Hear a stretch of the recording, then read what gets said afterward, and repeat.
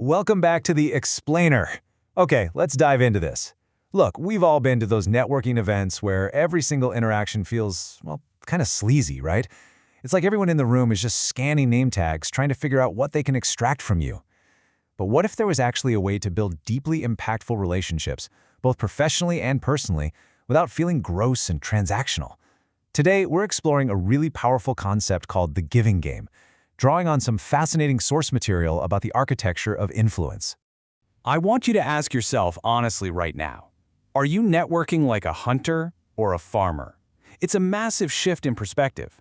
Are you constantly looking for that immediate gain, prowling around for a quick favor or a rapid introduction? Or are you patiently planting seeds, knowing that true, solid relationships actually take time to grow and flourish? Well, that's exactly what we're going to unpack today. Section 1. What is influence architecture?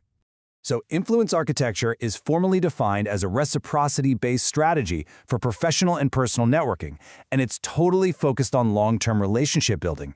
Basically, it's not about keeping score, it's definitely not a one-for-one trade. The sources really emphasize fostering authentic, long-term relationships where everybody genuinely benefits. And you know why this works so well? Because human psychology is literally hardwired for reciprocity. When you offer value, when you give first, it triggers this natural desire in other people to return the support. It shifts our focus completely away from short-term extraction and puts it right onto mutual growth.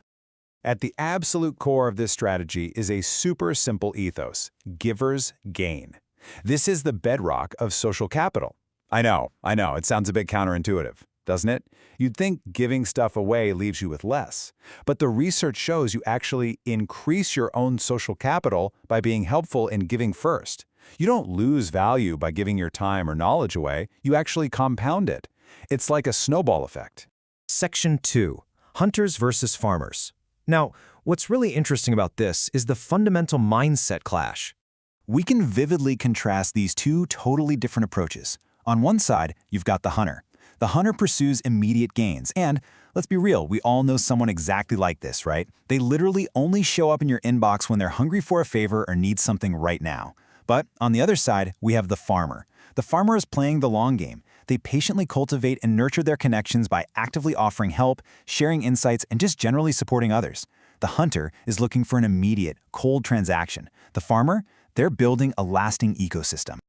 Section 3. The giving first mindset. Okay, so we need to move from agricultural theory to real-world practice to see what playing this giving game actually looks like every day.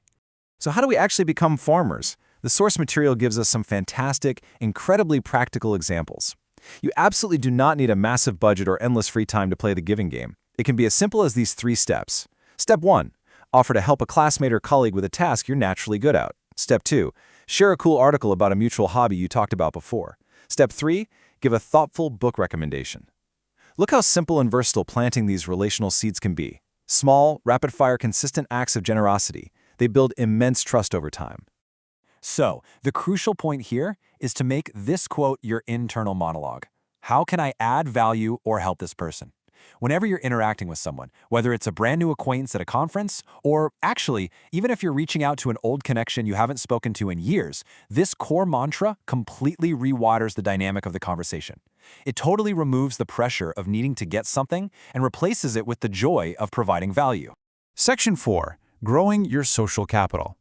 Let's guide this toward the ultimate payoff of this generous approach and see what exactly happens when all these seeds finally sprout. And this brilliantly illustrates the results. Consistently offering value doesn't just make you feel like a good person, though it does do that. It strategically grows high social capital. It establishes meaningful, lasting bonds and creates true mutual benefits for everyone involved. You're fostering a pervasive spirit of generosity, essentially building a robust safety net and a springboard of allies who actually want to see you succeed.